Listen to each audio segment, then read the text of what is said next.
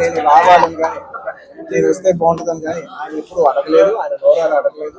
నేనే ఆయన చెప్పాను, రవి నాకు ఇలా రావాలని అన్నా కూడా ఆయన యూత్ బ్రదర్ మీకు ఇబ్బంది అవుతుంది అని ఆయన అన్నా కూడా ప్యూర్లీ నా కాలే. ఆయన వద్దన్నా కూడా అసలు ఇక్కడ ఏం లేదు కదా, నాకు రావాలన్నా నాకు మనస్ఫూర్తిగా రావాలి.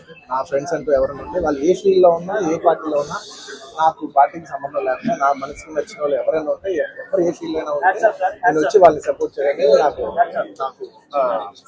మనసుకు నచ్చితే చేస్తాం బ్రదర్. అండ్ ఆయన అస్సలు ఏం చెప్పాలంటే ఆయన అస్సలు ఏమాత్రం ఆయనకున్న సంస్కారానికి, ఆయనకున్న గౌరవానికి, ఆయనకున్న ఫ్రెండ్షిప్కి ఆయన ఏ రోజైనా నోరు చేసి అడుగుండొచ్చు. కానీ ఆయన అసలు ఎప్పుడు అడగలేదు. నేను ఆయన అడగలేదు కాబట్టి నాకు ఇంకా ఉంది. అరే ఆయన అసలు ఎవరైతే అడగలేదు, ఎంత క్లోజ్ ఫ్రెండ్ కూడా అడగలేదు, నేనే చేయాలని చెప్పి నాకు లోపల నుంచే ఆ ఫీలింగ్ అనిపించింది. నేనుగా వచ్చాను.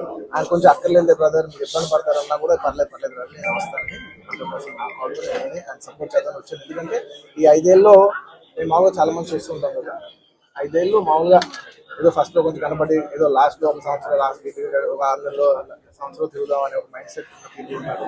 కానీ రవి గారు అలా కాకుండా 4-5 ఏళ్ళు ఆయన మొత్తం ఆయన ప్రాణం, ఆయన మనసంతా కూడా ఆయన నియోజకవర్గం మీద ఉంటే నాకు అర్థమవుతుంది ఎంత అంటే ఒక కష్టపడి పనిచేసే పర్సన్ కి అవతల పర్సన్ కష్టపడి నాకు తెలిసిపోతుంది. ఇంత సిన్సియర్గా చేసే మనిషికి 100% నేను నిజంగా నేను ఇంకెవరి గురించి నేను ఇంత గ్యారంటీగా చెప్పలేదు. ఈ వ్యక్తి ఇంత కష్టపడ్డారు, నేను దగ్గర నుంచి కళ్ళారా చూశాను కాబట్టి నేను చెప్పగలుగుతున్నాను. అలాంటి మా రవి గారు ఇలాంటి ఎన్నెన్నో విజయాలు సాధించాలని మనస్ఫూర్తిగా కోరుకుంటూ అండ్ అలాగే ప్రజలందరికీ మంచి జరగాలని కోరుకుంటూ సెలవు.